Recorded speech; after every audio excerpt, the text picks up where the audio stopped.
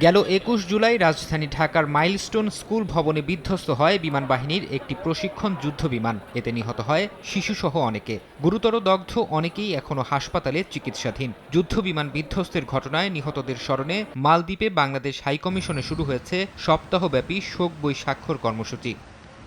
শোক বইতে স্বাক্ষর করেন মালদ্বীপের পররাষ্ট্রমন্ত্রী ডক্টর আবদুল্লাহ খলিল। তিনি বলেন, এমন হৃদয় বিদারক ঘটনার পর বাংলাদেশের জনগণের পাশে রয়েছে মালদ্বীপ সরকার ও দেশটির জনগণ। তিনি মালদ্বীপের প্রেসিডেন্টের পক্ষ থেকেও গভীর সমবেদনা জানান।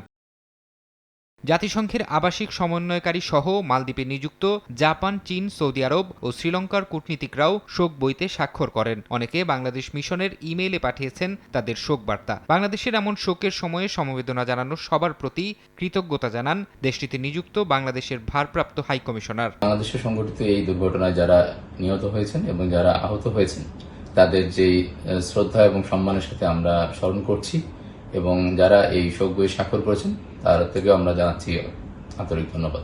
বাংলাদেশের প্রতি সংহতি জানানোর এই আন্তরিক দৃষ্টিভঙ্গি বিভিন্ন জাতির মধ্যে গভীর বন্ধুত্ব ও মানবতার প্রতিফলন বলে জানান মালদ্বীপে বসবাসরত প্রবাসী বাংলাদেশিরা।